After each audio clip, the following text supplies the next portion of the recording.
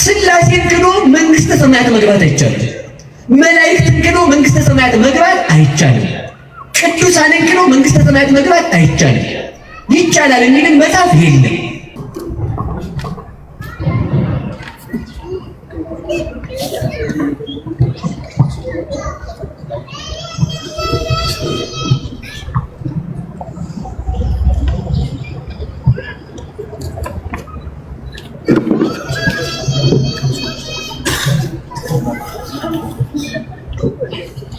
በስመ አብ ወወልድ ወመንፈስ ቅዱስ አሐዱ አምላክ። በባሕርይ ሞት በመንግሥቱ ሽረት የሌለበት የአባቶቻችን አምላክ ቅዱስ እግዚአብሔር አምላካችን ጌትነቱን እንደ ነገሥታት በጉልበት እንደ ካህናት በሀብት እንደ ጣዖታት በሐሰት ያላደረገ ዓለምን ፈጥሮ የሚገዛ ምስጋና ከባሕርይ እየፈለቀለት ሲመሰገን ይኖራል። ፍጥረታትን ምንም ጥቅም ለሱ የሚረባው የሚጠቅመው ነገር ሳይኖር ከባሕርዩ ቸርነት የተነሳ መላእክትን ደቂቀ አዳምን ለምስጋና ሌሎችን ለአንክሮ ለተዘክሮ የፈጠረ አምላካችን ስሙ ለዘላለም የተመሰገነ ይሁን። እግዚአብሔርን የወለደችልን የሕይወታችን መሶብ ከሞት ወደ ሕይወት ከርኩሰት ወደ ቅድስና ከጨለማ ወደ ብርሃን ከሲኦል ወደ ገነት ከአሳር ወደ ክብር የወጣንባት እግዚአብሔርን የወለደችልን የሕይወታችን መሶብ እሷን አይቶ ዓለምን የፈጠረ የድነታችን መሰረት ወላዲተ አምላክ አእላፍ መላእክት ከመፈጠሩ አስቀድሞ በክንፋቸው ላይ ተጽፍታ ስላላቸው ተቀርጻላቸው እንድትፈጠር ሲናፍቋት የነበረች እናታችን ቅድስት ድንግል ማርያም ለስም አጠራሯ ክብርና ምስጋና ይድረሰው። በደንብ አሜን አትሉም አይደል? አንዳንድ ጊዜ ስሟ የተመሰገነ ይሁን። ጻድቃን ሰማዕታት፣ ደናግል መነኮሳት እንደየክብርና እንደየሞገሳቸው ክብርና ምስጋና ይድረሳቸው። ክቡር መምህራችን መላከ ብርሃን ሙላት ክበቤ የካቴድራሉ ዋና አስተዳዳሪ፣ ክቡር መምህራችን መምህር ላይከ ጽዮን አፈወርቅ የዚህ ታላቅ ቤተክርስቲያን ጸሐፊ፣ ክቡር መምህራችን የኔታ መምህር ምስክር ጌታ ነው የዚህ ታላቅ ቤተክርስቲያን የስብከተ ወንጌል ኃላፊ፣ ክቡር መምህራችን መጋቤ ሐዲስ መምህር የኔታ ሳሙኤል የዚህ ታላቅ ቤተክርስቲያን የአዲስ ኪዳን የትርጓሜ መምህርና የቅኔ መምህር፣ ክቡራን ሊቃውንተ ቤተክርስቲያን አባቶች፣ ታላቁ እኔ እንኳን በዛው ቀሲስ ብለው ይሻላል አይደል? እንደዛው ነው የሚሻለው። ሙያቸውን ንቄ አይደለም፣ እንደዛ አይደለም። በክህነቱም አባት ናቸው። በሁሉም በያሬዳዊ ዜማም እኛንም ተረድተው በእኛም የሚዘምሩልን የዕለቱ ተጋባዥ መምህራችን፣ በወንጌልም እውነቴን ነው ሊቆሙ ከኔ በላይ ያስተምራሉ። ምናልባት አንዱን ብለው መሳቸው እንጂ ቀሲስ አሸናፊ፣ ክቡራን ሊቃውንተ ቤተክርስቲያን አባቶች ስማችሁን ያልጠራኋችሁ ይቅርታ እየጠየቁ የቅድስት ቤተክርስቲያን ልጆች ምእመናን፣ ሴቶችም ወንዶችም አንድ አምላክ በሚሆን በአብ በወልድ በመንፈስ ቅዱስ ስም እንደምን አመሻችሁ፣ እንደምን አመሻችሁ፣ እንደምን አመሻችሁ። እግዚአብሔር ይመስገን ያስባላችሁ። እግዚአብሔር ይመስገን። ያው የኔታ እንደዛ እንዳሉኝ አይደለም፣ እንደዛ ብላችሁ እንዳትጠብቁ። እሳቸው ፍቅረ ቢጽ የበዛላቸውም ስለሆኑ እዚህ ጋር ያሉት ሊቃውንቱ ማስተማር በፍጹም እጥፍ እጥፍ አድርገው እንደሚያስተምሩ እግዚአብሔር ምስክሬ ነው፣ እርግጠኛ ነኝ። እና እሳቸው ፍቅረ ቢጽ የበዛላቸው ስለሆኑ እንደዚያ ብለው እኔን አሉኝ እንጂ እኔ በምታስቡት ልክ እንኳን ሰው ትል ተብሎ ለመቆጠር የማያበቃኝ ሰው ነኝ። ይሄን ደግሞ ስላችሁ ለትህትና ምናምን አይደለም፣ አዛኝን እውነቴን ነው። በዚህ እርግጠኛ ሆኜ የምነግራችሁ ማለት ነው።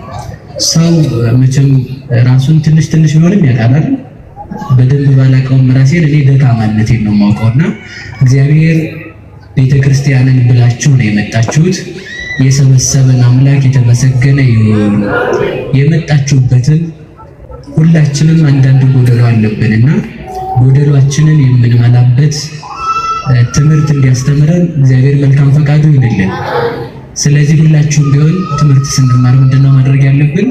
ጉድለታችንን እንድንማር እፈልጋለሁ። ሁሉ ስንማር ጉድለት ለመሙላት አንድ ቤት ቢኖረው ሰው ክረምት ሲመጣ ካልከደነው ጥቅም የለውም፣ ጥቅም አይሰጠውም። እና ሰው ሲማር በህይወቱ ላይ ለውጥ ለማምጣት እንዲሆን ለኔም ለእናንተም እግዚአብሔር ያድርግልን። እኔም ትንሽ በተቻለችኝ መጠን በጣም ጥቂት የዝናብ ጠብታ ማታከል እንኳን ትንሽዬ ነገር ተምሬ አሁንም ራሴን አላስተካከለኝም። እንዲያስተካክለኝም ጸልዩልኝ። እናንተንም በሰማችሁት ቃል እንዲያስተካክላችሁ እግዚአብሔር ይርዳችሁ። ስንማር ስለዚህ ምን ለማለት ነው? በሉ ለመስተካከል በሉ እስኪ ምን ለማለት ነው? እውነቴን ነው፣ ሁሉ ጊዜ ማለት ነው። ይሄ በጣም የሚንጫጫ መድረክ ምናምን አይደለም መፈለግ ያለብን። እንግዲህ ምንድነው ከተባለ ምን ጊዜም ቢሆን ለመስተካከል መማር ነው ያለበት ሰው። ሲማር ለመረጃ አይደለም መማር ያለበት። ይሄ እውቀት አይደለም። እሺ እውቀታችን እንዲታይ አይደለም እንደዚህ ብሎ እያልን የምንሰብከው ማለት ነው፣ እንድንስተካከል ነው። እና አንድ ሰው ቤቱን አምናም እያፈሰሰ ከሆነ ዘንድሮም ካልከደነው ከርሞም ዝናብ ከከረመበት ቤቱ ሳር እያበቀለ ሰውየው መሰደዱ አይቀርም።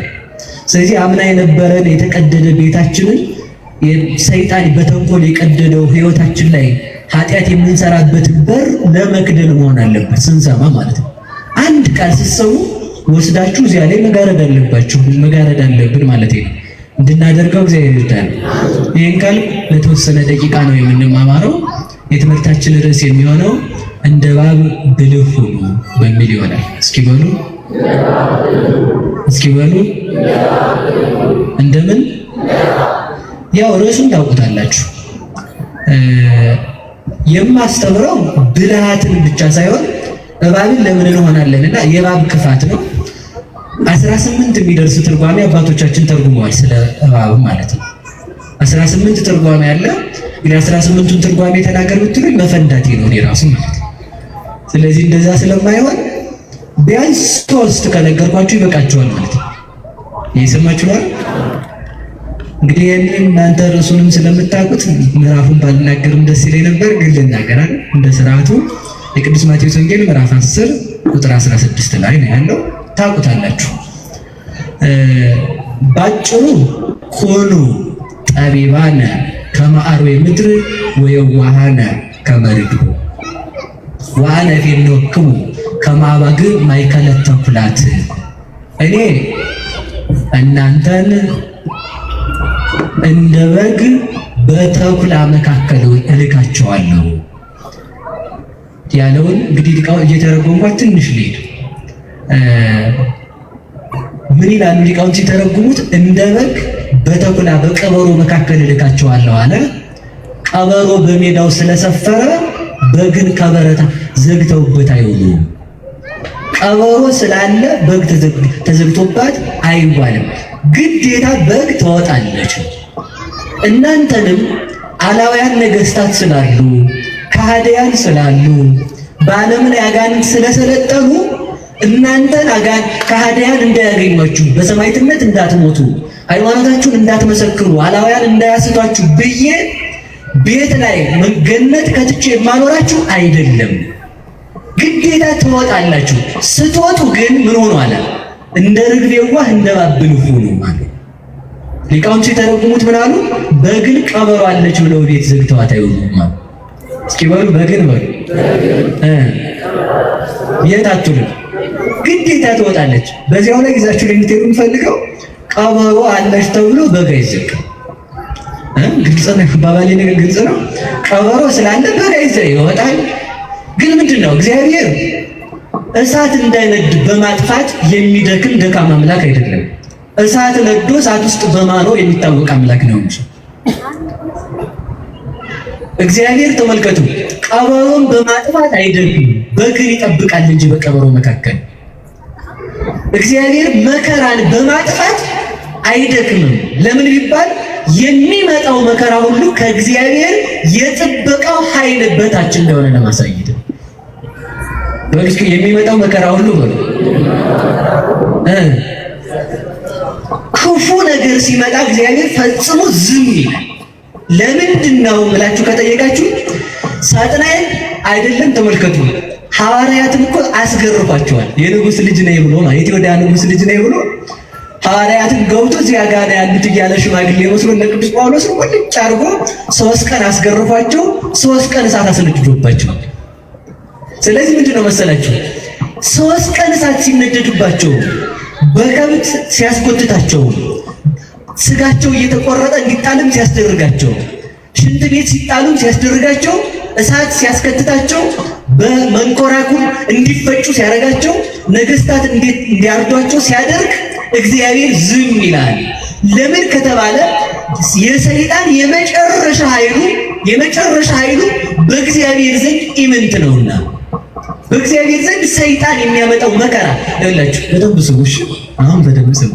ሰይጣን የሚያመጣው መከራ ገና ከመጀመሪያው እግዚአብሔር ቢያጠፋው በዚህኛው መከራ እኮ አሸንፈው ነበር እንዳይ። ሰይጣን የሚያመጣው መከራ ከእግዚአብሔር የረድኤቱ ጥበቃ በታች ነው ማለት ነው። ሲሆን ሰይጣን የሚያመጣው መከራ ወደ ከማን ረድኤት በታች ነው? ከእግዚአብሔር ኃይል በታች ነው።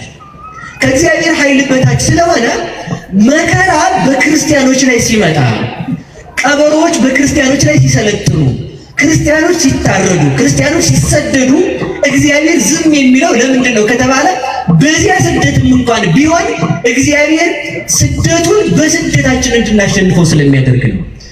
አላውያን ነገስታት የሚያመጡት መከራ ከእግዚአብሔር የረድኤት ጥበቃ በታች እንጂ ከእግዚአብሔር ኃይል በላይ አለመሆኑን ለማሳየት እግዚአብሔር ዝም ይላል። ዝም ብሎ ግን በመከራ እንድናሸንፍ ያደርጋል። ለዚህ ነው ቅዱስ ጳውሎስ ምን አለ? በመከራዬ እመካለሁ አለ። እስኪ በሉ ንገሩኝ እንጂ። ከዚያ ተመልከቱ። በምን የምትመካው ስንለው እትሜካ በሕማሜ፣ እኔ የምመካው በበሽታዬ ነው አለ። ለምን ስንለው ተመልከቱ። ከመይድር ኃይለ ክርስቶስ በላይ የእግዚአብሔር መሆኔ መታወቂያው እኔ መከራ መቀበሌ ነው። ለምን ካላችሁ ፈጣሪ የመከራ ተቀብሏልና አለ። ለዚህ ነው ሊቁ ሲናገር ድውዩ ጳውሎስ ድውያንን ይፈውሳል። በሽተኛው ጳውሎስ ተመልከቱ አካሉ ሳይሆን ልብሱ ይፈውስ ነበር። በሽታ የነበረበት ቅዱስ ጴጥሮስ አካሉ ሳይሆን ጥላው ይፈውስ ነበረ። እነሱ እየሞቱ የሞቱትን ያስነሳሉ። እነሱ እየጨለመባቸው ለጨለመባቸው ብርሃን ይሆናሉ። እነሱ እየታሰሩ የታሰሩትን ይፈታሉ። እነሱ እየተራቡ የተራቡትን ያጠግባሉ። እነሱ እየተቸገሩ ችግረኞችን ነፃ ያወጣቸዋል። ስለዚህ ተመልከቱ፣ በዚህ የተነሳ ተመልከቱ ክርስቶስን ይመስሉታልና መከራ ወደ ክርስቲያን ሲመጣ ዝም የሚለው እግዚአብሔር እርሱን እንድንመስል ስለሚፈቅድ ነውና በመከራ እንድንመስለው መድኃኔዓለም ይርዳን። ይህን ካልኩ ወደ ነገሬ ብቻ ልሂድ። ርግብንም አልተረገሙም እዛው እባብ ጋር ብቻ ማለት ነው። እስኪ እባብ በሉ። ለመጥራትም ፈራችሁት ማለት ነው አይደል? ጥሩ ነው። ጥያቄ ጠይቂያችሁ ነው ወደ ትምህርቱ የምገባው። እባብ የሚፈራው ምንድን ነው? አቤት፣ እባብ ምን ይፈራል? ሰው ሳይፈራ ወደ ይፈራው። ምናልባት የህግ አካልም ስላለ ፖሊስ ይፈራል። ይቅርታሽ፣ ፖሊስም አይፈራም፣ ፌደራልም አይፈራም፣ ምንም አይፈራም። እባብ ነው ይፈራው። በሉ እንጂ ሰው። በነገራችሁ ላይ አንድ ነገር ልንገራችሁ። እባብ እግር ያለው ፍጥረት ነበር አይደል? እንደምታውቁት የግመል ጊደር ያክል ነበር እባብ ቁመቱ ድሮና ችግር ሲፈጥር እግሩ ነው ልቡ የገባው። የመጀመሪያ ቅጣት የተቀጣው እግር ማጣት ነው። ዛጋም አልሄድም። እግር ሲነሳ አንድ ነገር እግዚአብሔር ነስቶታል። ምን ነስቶታል? ጆሮ ነስቶታል። ምን ንገሩኝ እንጂ። ስለዚህ ይኸውላችሁ እባብ ስታዩ እኔም አድርጌው አውቃለሁ። እባብ እንዳይሰማ ኮቴም ቀስ ብለህ ብትራብ አይሰማም። እሺ አትልፍ። እባብ አይሰማም፣ ምንም ብትለፉ አይሰማም። ጆሮ የለውም። እግዚአብሔር እባብን ከበደለው በደል ሁለት ነገር ነው። አንደኛው እግሩን አሳጥቶታል። ምክንያቱም ታስታውሳላችሁ ዲያብሎስን ተሸክሞት የወጣ እኮ እግር ስላለው ነበር በተራራ ላይ። አሁን ግን እባብ ገደል እወጣለሁ ቢል ወርዶ ስር ነው የሚያልፈው። አይሆንለትም ማለት ነው። እና ክፉ ስራ መስራት እግር ያሳጣል። ክፉ ስራ መስራት ማለት ነው። እና ተመልከቱ፣ ከዛ ሁለተኛው በደል ምንድነው? ጆሮውን ነው የነቀለቀው። ጆሮውን ደፍኖታል። እባብ ቢያንስ ብዙ አይነት ነው ያለው። እንግዲህ ጥናት አጥኚዎች እንደሚሉት ወደ 1000 አካባቢ አይነት የእባብ ዝርያ አለ። እኔ ግን እየነገርኳቸው ያለሁት እግር ስለሌለው እባብ ነው እያወራ ያለሁት። እሺ በዛ እንድትሰሙ ብዬ ነው። እናንተ ጥናት ደግሞ መጥፎ ናት። እግር ያለው አለ ዘንዶ ምናምን እንዳትሉ ብዬ ነው። እሺ ስለዚህ ምንድነው ያንን ጆሮ ያለው እባብ አለ፣ እኔ ግን ስለሌለው ነው እያወራ ያለሁት። እግዚአብሔር ጆሮውን ደፈነው። ጆሮውን ስለደፈነው ምን ችግር ይገጥመዋል? አይሰማም በሉ እንጂ እባብ ይሰማል? እሪ ብንል እባብ ይሰማል? እባብ አንድ ችግሩ አይሰማም። እባብ ሁሉ ማለት ጆሮአችሁን ድፈኑ ማለት ነው? እንደዚያም አይደለም። ጆሮ ካልሰማ እባብ ምን ይፈራ ይችላል? ድምፅ ሰምቶ ይፈራል። እባብ የሚፈራው በትር ነው ይላል። ስለዚህ እባብ ጆሮ ስለማይሰማ ምን ማለት አለበት? ማየት አለበት ማለት ነው። እየሰማችሁ ነው? ሰው ቀጥ ብሎ ከቆመ ግንድ ሊመስለው ሁሉ ይችላል እባብ፣ ምክንያቱም ካልተንቀሳቀሰ። ለዚያ ነው እባብ አፉን ከፍቶ ያገኘውን ሁሉ በጎዳና ድንጋይ የሚሆን ምን የሚሆን ጠቅ እያደረገ እንደሄደ። ጆሮ የማይሰማ ሰው እንደተናደፈ ይኖራል። እባብ የሚባሉ መናፍቃን ናቸው፣ ሌላ ማንም አይደለም። የእግዚአብሔርን ሕግ ሳያውቁ ያገኙትን የሚናደፉ ማለት ያገኙትን የሚሳደቡ ማለት ነው። ወላ ቅዱሳን የለ፣ ወላ እግዚአብሔር የለ፣ ወላ እመቤታችን የለ፣ ማንም አይቀራቸው ማለት ነው። እኛን ተውት፣ እዚህ ጋር ያለ ነው ማለት ሁሉን። ምን ችግሩ ምንድነው ካላችሁ ጆሮአቸው ስለማይሰማ ያገኙት ሁሉ ምን ይመስላችኋል? ሕይወት ያለው ጠላት ይመስላችኋል ማለት ነው። ከዛ የተነሳ ያገኘውን እየነደፈ የሚሄድ አሁን ሰውም ያገኘውን ነው እየተሳደበ የሚሄደው። እኛም ቤት ገብቷል ያገኘውን ጥርግርግ አድርጎ የሚሳደብ የማይመጥ ሰው ማለት ነው። ደግሞ ምንድነው ችግሩ? ጆሮ አይሰማም። ምን አይሰማም? በሉ ንገሩኝ እንጂ እንሰማለን፣ እኛ እንሰማለን። ከባብ ለመሻል እኮ ቢያንስ መስማት አለበት ሰው። እንሰማለን። እግዚአብሔር ነግሮን ሰምተነዋል። እግዚአብሔር ቁረቡ ብሎን ቆርበናል። ታረቁ ብሎን ታርቀናል። ቂም ተው ብሎን ትተናል። ዘረኝነት ተው ብሎን ትተናል። ጹሙ ብሎን ጾመናል። አንጾምም። ጆሮአችን አልሰማል። ለዚህ ነው ነብዩ ምን አለ? የእግዚአብሔርን ቃል የማትሰማ ጆሮ ትቆረጥ ብሎ ተመልከቱ። ለዚህ ነው ጆሮአችንን ጭው የሚያደርግ ነገር የምንሰማው። ጆሮአችንን ጭው የሚያደርግ ነገር የምንሰማው እግዚአብሔርን መስማት ስላቃተን። ሁሉ ነገር እንዲስተካከል ከፈለግን እግዚአብሔርን መስማቱን መቀጠል አለብን። እግዚአብሔርን ካልሰማን ጆሮ ጭው የሚያደርግ ነገር አመጣለሁ ይላል እግዚአብሔር። ስለዚህ እግዚአብሔርን የሰማ ሰው ይባላል ማለት ነው። እግዚአብሔርን የሰማ ሰው። ስለዚህ ምንድነው ወደ ነገር ይልቅ። ስለዚህ እባብ ጆሮ ስለማይሰማ አይኑ ነው የሚያየው። አይኑ ስለሚያይ ተመልከቱ፣ የሚንቀሳቀስ ነገር ይፈራል። ሰውን በትር ይዞ ካየው እባብ ይፈራል ማለት ነው። በሉ እስኪ በሉ በትር ማን እባብ የሚፈራው ምንድነው? ንገሩኝ እንግዲህ። መድኃኒቱ ምንድነው? እባብ እንዳያይ ኮሽ ሳላረግ ልሂድ ብትል አይሰማም። ካየ ነው የሚሮጠው። ስትንቀሳቀስ ካየ ይሮጣል። ይሄ በምን ይታወቃል ቢባል ተመልከቱ፣ መንገድ ላይ ብታገኙት እንኳን እንዲህ ስትሉ እሱ ሹልክ ይላል ማለት ነው አይደል? መቼም እባብ ዱላ ለምን ይፈራል ቢባል ይሄን መልሱልኝ የሚል ሕፃን ልጅ አይኖርም። አናት ግን ይቀጥቅጥ ተብሎ ከተነገረው በኋላ ነው የተለቀለቀው፣ ጆሮ የተደፈነ።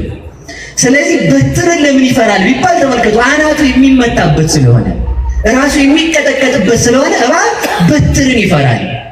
አሁን እንግዲህ ያዙልኝ፣ እባብ ምን ይፈራል? ንገሩኝ እንጂ። እባብ የሚፈራው በትር ነው።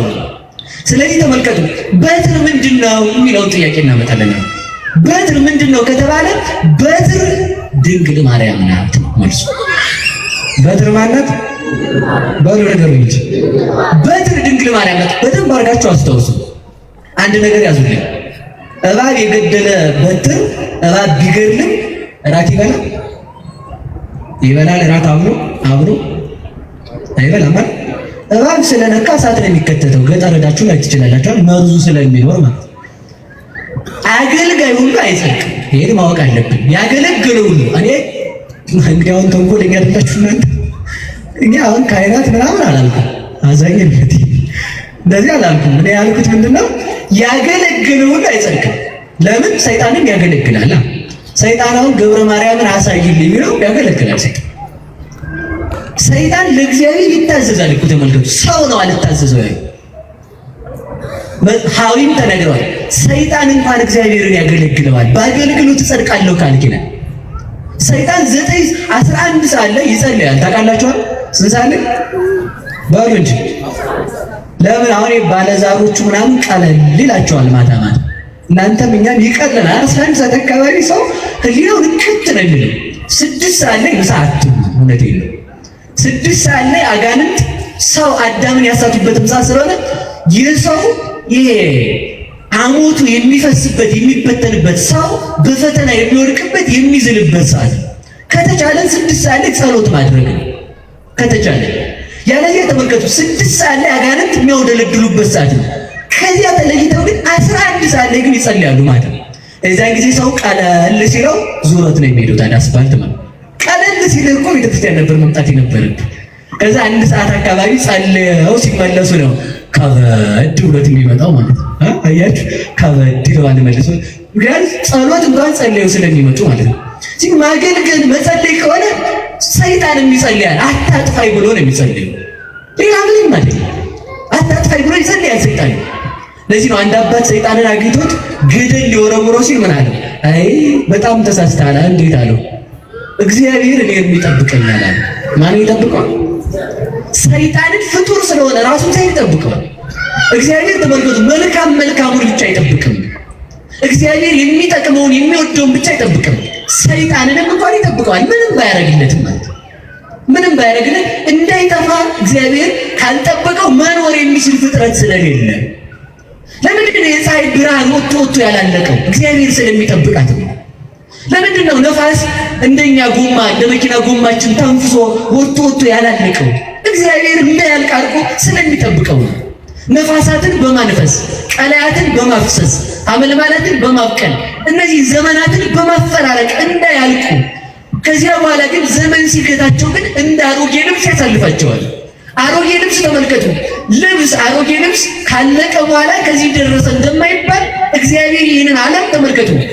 ዘመኑ ሲፈጸም ዓለም አገልግሎቷ ይህን ያህል ዘመን ይበቃታል ብሎ የሰው ልጅ በዲያብሎስ ነገር ልክ ሲሆን ዓለምን ያሳልፋል። በ8ኛው ሺህ ምናምን አይባልም። እሺ ዓለም ሊያልፍ የሚችለው ሰው በዲያብሎስ ነገር ልክ ሲሆን ነው ይላል ቅዱስ አባታችን ማነው ስሙ ጠፋኝ። እሺ ስሙ ከጠፋ ችግር የለውም። ረድኤቱና በረከቱ ከኛ ጋር ይሁን።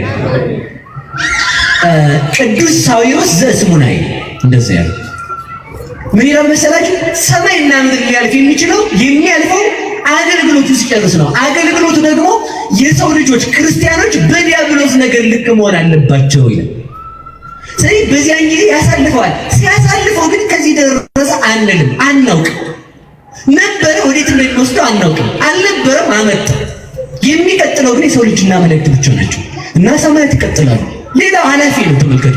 እስከዚያ ድረስ ግን እንዳያልፉ አድርጎ ያጸናቸው እግዚአብሔር ነው። እየሰማችሁ ነው? እየሰማችሁ ነው? ስለዚህ ተመልከቱ። ምን ብዬ ነው የጠየኳችሁ? አቤት እባብ የሚፈራው ምንድን ነው? በትር ድንግል ማርያም ናት የሚል ነው እየነገርኳችሁ ያለሁት። አሁን ልብ ብላችሁ ስሙኝ እና ያቺ በትር የተባለችው ድንግል ማርያም ከሆነች ወደ ነገራችን እንመለስ። እባብ ከተጎዳው ነገር ሁሉ በዓይኑ እያየ በትርን የሚፈራ ከሆነ ተመልከቱ።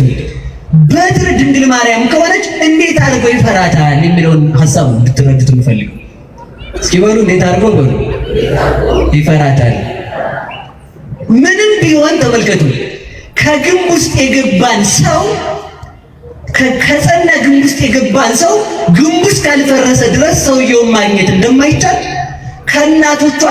ከእናቷ እቅፍ ያልተለየችን ጫጩት ጭልፊት ሊወስዳት እንደማይችል ከድንግል ማርያም የተጠጋችን ኃጢአተኛ ነፍስ እንኳን ብትሆን ሰይጣን ሊወስዳት አይችልም። በፍጹም አምኜ የምነግራችሁ በሞት እንኳን እግዚአብሔርን ክዳ እንኳን ብትሞት ድንግል ማርያም ከተጠጋች ትነሳለች። አሁን እንግዲህ ሊያማቸው ይችላል። እንትና ሰፈር ሰዎች ምንም ማድረግ አልችልም። እውነቴን ድንግል ማርያምን አሁን ይኸውልህ እግዚአብሔርን ክዳ እንኳን ቢሆን ሲል ተመልከቱ። ድንግል ማርያም ከሃዲ ገነት አታስገባም። በዛው ላይ ይዛችሁ ልኝ ሁሉሽ የካደ ሰው ገነት አይገባም። እንግዲህ ተመልከቱ። እባብ የሚፈራት በትር ምንድን ናት ከተባለ ተመልከቱ። አንድ ሰው ነበረ፣ ሁላችሁም የምታውቁት ምን የሚል ከተባለ እመቤታችንን እየዘከረ የሚኖር ሰው ነበረ ይላል። ማንን እየዘከረ ባሉ እንጂ። ከዚያ ሀብቱ አለቀ። ሀብቱ ሁሉ ሲያልቅ ሰው ወደማያውቀው ሀገር መሰደድ ነው የተነሳው። በለመንኩበት ሀገር ድሃ ሆኜ ይቅርታ በሰጠሁበት ሀገር ድሃ ሆኜ ባበደርኩበት ሀገር ተበድሬ በከበርኩበት ሀገር ተዋርጄ ባበላሁበት ባጠጣሁበት ሀገር ፍርፋሪ ለቅ ያልኖርም የሰው ፊት እሳት ነው። ሰው ወደማያውቀኝ ሀገር ሄጄ ልለምን አለ። ተመልከቱ። እንዲያ ብሎ ሀብቱ ሲያልቅበት ተነስቶ ሄደ። ሁላችሁም የምታውቁት ታሪክ ነው። ግን ነግራቸው የፈለኩት እባብ እንዴት እንደሚፈራት ነው እየፈለገ ነገርኳቸው ያለሁት። ከዛ መጨረሻ ላይ ያ ሰውዬ ሀብቱን ጥሎ ሲሄድ ሰይጣን አገኘ። ሰው መስሎ ነው። ተመልከቱ እንግዲህ ወዴት ትሄዳለህ? እንዲህ ያለ ሀገር ምንድን ነበርክ? እንዲህ ያለው ባለ ሀብት ዘረለ ሰይጣን መረጃውን ሸር አደረገለት። ከዛ ሰይጣን ያንሰማና እና እንደው ወርቅ አሁን ይሄንን ወርቅ ብሰጥህ ትልቅ የድንጋይ አንስቶ ወርቅ አስመስሎ ተመልከቱ ብሰጥ አትመለስም አለ። ይሄማ እንኳን ለኔ ለልጆቼ ይበቃል እመለሳለሁ እንጂ አለ። ከዛ ተመልከቱ ስላሴን ካደ፣ ቅዱሳንን ካደ፣ መላእክትን ካደ። ማን ተረስታ ነበር? እባብ የሚፈራት በግጭ ማን ተረስታ ነበር? ወርቁን ይዞ ትንሽ ገደም እንዳለ ልፍ እንዳለ ተመልከቱ። አንተ ሰው አለ። እሺ ኧረ አንድ ነገር ረስቻለሁ አለ። ምንድን ነው የረሳኸው? ሁልጊዜ ነፍሳትን የምትቀማኝ ወላዲተ አምላክ የምትባል ስላለች እሷን ካደ። በፍጹም እሷን አልክድም ማለት ተመልከቱ። ስለዚህ ምንድን ነው ያደረገው? ከዚያም በኋላ እመቤታችንን ካድ ሲለው አልክድም ሲለው ወርቅ ባስመሰለው ድንጋይ ራሱን ብሎ ገደለው ይላል። የአንዳንድ ሰዎች ፍቅር እንደ ሰይጣን ፍቅር ያለ ነው። ሰይጣን ከፍቅሩ የሚቀድመው ጠቡ ነው ይላሉ ሊቃውንት። እስኪ በሉ ሰይጣን በሉ ከፍቅሩ ጠቡ ይቀድማል። ሰዎቹ ተጋብተው በሶስተኛው ቀን ገንዘብ ክፍፍል የሚገቡት ጠባቸው ስለሚቀድም ነው። የዚህ ዓለም ፍቅር ጠብን ያስከትላል። የእግዚአብሔር ፍቅር ግን ጠብን አያስከትልም። እግዚአብሔር ከወደደን ወደደን። ስለዚህ ተመልከቱ መጨረሻ ያ ነፍስ ስላሴን ስለካደ ተፈረደበት። ያ ሰው አልምርም አሉ ስላሴ። መላእክትን እኔም ቅዱሳንን ተክደናል አይገባም ሲሉ እመቤታችን ነበረች የመጣችው። እስኪ በሉ ማን መጣች? በሉ እባብ የሚፈራት ነው የምትሉ ማን መጣች? ፈርቷት ነበር መጣችው። መጣ ምንድን ነው ያለችው?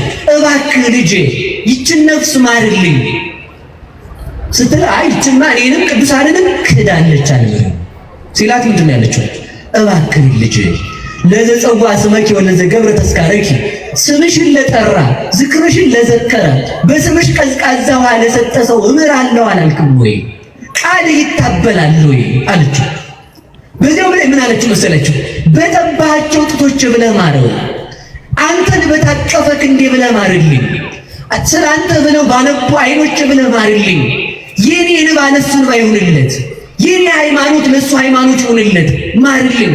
የኔ የእሱ የእሱ ክህደቱ ቢያጸይፍህም የኔ ማመን ከፍጥረታት አስቀድሜ አንተን በማመን የኖርኩ ስለሆንኩ የኔ እምነት ለእሱ እምነት ይሆንልኝ አለችው። ተመልከቱ። ለዚህ ነው ሊቁ ሲያመሰግናት ምንድን ነው ያለ? ለማይዘነከ ብእሲ አባዲ ቤዛ ነፍሱ ነፍሴ እፈዲ አይደል ያለው ደራሲ። ጌታ ወይ ይህ ሰነፍ ዝንጉ ኃጢአተኛ ከሃዲ ሰው ቢያሳዝንም ስለሱ ነፍሴን የነፍሷ ጋር ያዛት አለችው። ተመልከቱ። የዚህን ጊዜ እግዚአብሔር ምንድን ነው ያላት? ምሬልሻለሁ ነው ያላት። እስኪ በሉ ምሬልሻለሁ። ያው የፈራው ደረሰው። ተመልከቱ። ሰይጣን መናፍቅ ሰይጣን ድንግል ማርያምን ሰዎች እንዳይወዷት የሚያደርገው ለምንድን ነው ካላችሁ መዳናቸውን ሲያሳጣቸው። ከድንግል ማርያም የተለየች ነፍስ አትድንም። አማለደች። የሞተውን የተፈረደበትን አዳነችው በምልጃዋ። ድንግል ማርያም ተናግራ ያልተሰማ ማን ቢናገር ይሰማል? ድንግል ማርያም አማልዳ ያልተሰማ ማን ቢናገር ይሰማል? ዘቆምኪ ይመስል በቀልተ አቋቋምሽ ያማረ። ተመልከቱ። በቀራንዮ አደባባይ ብቻውን ቆማ በሱ ፊት ያለቀሰችው እንባ እንኳን ተመልከቱ። ዓለም ተፈጥሮ እስከሚያልቅ ድረስ ሊያነባው አይችልም። ያ እንባዋ ነው የሚያድነን። ያ እሱን ብቻ በማሰብ የኖረው ህሊናዋ ነው ለእኛ ቤዛ የሚሆነን። ስለዚህ ተመልከቱ። አቋቋሟ ያማረ ነው። ከልጇ ፊት ስትቆም ከፈጣሪዋ ፊት ስትቆም ልጅ ማርልኝ ብላ እግዚአብሔርን ልጅ ብላ የምትጠራ ድንግል ማርያም ብቻ ናት። እግዚአብሔርን መድንኩ ብላ የምትጠራ ድንግል ማርያም ብቻ ናት። አንተ ልጅ ነህ ብላ ለእግዚአብሔር ሀገር በእኔ ማኅፀን 9 ወር ከ5 ቀን ተቀምጠሃል ብላ የምትጠራት ድንግል ማርያም ብቻ ነች። ተመልከቱ፣ ባዘነ ጀርባዬ ብላ የምትለምነው ድንግል ማርያም ብቻ ነች። አንተን በታቀፉ ክንዶቼ ብላ የምትለምነው ድንግል ማርያም ብቻ ነች። ማን ሊለምነው ይችላል? እግዚአብሔር ሁሉም እኮ ይለምናል። ተመልከቱ፣ መለመንና መልአክ ሲለምን አይደለም። መልአክ ሊለምን አገልጋይ ብሎ ይለምናል እንጂ መለመንማ መነኮሳት ሲለምኑ አይደል? መነኮሳት ቢለምኑ አክሊለ ሦክህን ደፍተን በገዳም እኖረናል ብለው ነው። መላእክት አገልጋይ ብለው ከለመኑ ድንግል ማርያም እናቴ ብላ ትለምናለች እንጂ መነኮሳት አክሊለ ሦክ ደፍተናል ያንተን የስቅላትን አክሊለ ሦክ በራሳችን ላይ አኑረናል ብለው ከለመኑት ድንግል ማርያም ደግሞ ተመልከቱ አንተን አዝያለሁ ብላ ትለምነዋለች። ለዚህ ነው በእንተ አብራኪሃ እለ ሀቀፋከ ወበእንተ አይዳዊሃ እለ ገሰሳከ አንተን ስለታቀፉ ክንዶቿ ብለህ ማለት ነው። አንተን ስላነቁ አይኖቿ ብለህ ማለት ነው። አንተን ስለሰሙ ጆሮቿ ብለህ ማለት ነው። አንተን ብቻ ልጅ ብላ በጠራችበት ክፉ ነገር ባልወጣ ባንደበቷ ብለህ ማለት ነው። ስላንተ ብለው ስለተንከራተቱ እግሮቿ ብለህ ማረን ስንለው የሁሉ መግቢያ ነው። እዚህ ቅዱስ ዳዊት ምን አለ? እክትዋ ለጽዮን ወቀፍዋ ወተናገሩ በውስተ ማይፈዲሃ በይው ልበክሙ ውስተ ኃይላ ጽዮንን ክበቧታል። እስኪ በሉላችሁ ጽዮንን በሉ እንጂ በደንብ ክበቧት፣ በህንፃውም አውጉ ማለት ነው። በህንፃው ማለት ምን ማለት ነው? ድንግል ማርያምን ክበቡና አውጉ ማለት ምን ማለት ነው? አንተን ስላየህ ብላችሁ በህዋሳቷ አመስግኑ። አንተን ስለታቀፉ ተመልከቱ። ለስርተ ርእስኪ ስለ ፀጉርሽ ብለሽ ስለ ፀጉሩ አመስግኑ። ለምን አንድ ቀን እንኳን ገልጣ የማታውቅ ናትና። ተመልከቱ። ለአዕይንትኪ የወደቁትን በሚጎበኙ አይኖቿ ተመልከቱ። የታሰሩትን እንኳን ርግበ ጊዮርጊስ ሐዲስ እንላታለን ቅድስት ድንግል ማርያም። ወገን ብናጣ በብቸኝነታችን ሰዓት የማናጣት ስንቃችን ናት። ሲበሉ በብቸኝነታችን በሉ የማናጣት ኧረ በሞቴ በሉ በብቸኝነታችን የማናጣት እናታችን ናት። ማንም አይልም። ቅዱስ ጊዮርጊስን ምንድን ነው ያደረጉት? ገረፉት። የኛውን ቅዱስ ጊዮርጊስን የልዳውን አይደለም ሌላ ቅዱስ ጊዮርጊስ ሐዲስ የሚባል ገረፉት። ከገረፉ በኋላ ሰውነቱን ሰነጣጥቀው እስር ቤት ውስጥ ተመልከቱ። ቁስሉን በእጁ እንኳን እንዳይነካ እጁን ወደ ኋላ አስረው አይኑን አጥፍተው አስቀመጡት። የዚያን ጊዜ የተገኘች አንድ ርግብ ነበረች። መስኮቱን ከፍታ ገብታ በክንፎቹ አይኑን አራግባ አይኑን አብርታለት ሰውነቱን የቆሰለውን ሰውነቱን በክንፎቿ ዳሳ አይኑን አብርታለት ወጣች ይላል። ያቺ ማናት ካልከኝ ድንግል ማርያም ናት። ስንቆስል የማትለየን ድንግል ማርያም ናት። ስንታሰር የማትለየን ድንግል ማርያም ናት። በኃጢአት ታስረን እንኳን ዛሬም ልጆቿ ነን። ወደ ሁላችን ትምጣልን እመቤታችን፣ ወደ ሁላችን ትምጣልን። ስለዚህ ተመልከቱ፣ መጨረሻ ላይ ማረላት። ሲምርላት ምንድን ያለችው መሰላችሁ? ከማርክልኝ አስነሳልኝ አለችው። ማንን ክዶ መንግስተ ሰማያት መግባት አይቻልም? በሉ ተናገሩ እንጂ። እባብ የሚፈራት በትር አሁን አመለጠ አላመለጠ? እባብ ይፈራታል። ይህች በትር ነው የሚፈራት። በዚህች በትር ተመልከቱ፣ ያቺ በትር ያንን እባቡን ተመልከቱ፣ ቀጥቅጣ ለሲኦል የተፈረደውን ሰው ለመንግስተ ሰማያት የምታበቃው በትር ናት። ማንም ወዳጅ በሌለን ሰዓት የምናገኛት ምርኩዛችን ናት። ጠላት በተነሳብን ጊዜ እባብን የምንቀጠቅጥባት በትረ ሃይማኖታችን ናት። ሳንወድቅ የምንመረኮዛት በትር፣ ከወደቅን ከውድቀታችን የምንነሳባት ምርኩዝ ድንግል ማርያም ናት። ስለዚህ መቋሚያ ለምን ቤተክርስቲያን ትጠቀማለች? አሁን መናፍቃኑ እየተጠቀሙት ነው። እኛ ግን ድንግል ማርያም ብለን ነው የምንጠቀሙ። አሁን እንግዲህ ጥሉ ታዲያ ሲሰሙ ደግሞ ማለት ነው እንዴ ተመልከቱ። ትልቅ ችግር አለ። በቃ ትርጉሙን ማወቅ ነው ያለብኝ። መቋሚያ ሰው ይዞ እንገፍ ሲል ሃይማኖት ከሌለው ድንግል ማርያም በሉ በሞቴ በሉ ድንግል ማርያም በሉ እንጂ በደንብ ዝም ብሎ ሰውዬው ድንግል ማርያምን አልጠራም እንዴ ተወልገቱ እንገፍ ሲል መቋሚያውን ይዞ ድንግል ማርያም ምርኩዝ ናት እያለ ነው። በቃ ምርኩዝ ናት። አዎ ድንግል ማርያም ለምን በትር ሳትወድቅ ትመረኮዘዋለህ? ተመልከቱ፣ ያልወደቁ ጻድቃን ተመልከቱ፣ ያልወደቁ ጻድቃን ወደ ኃጢአት እንዳይወድቁ ሃይማኖትን በትር አድርገው የሚይዙ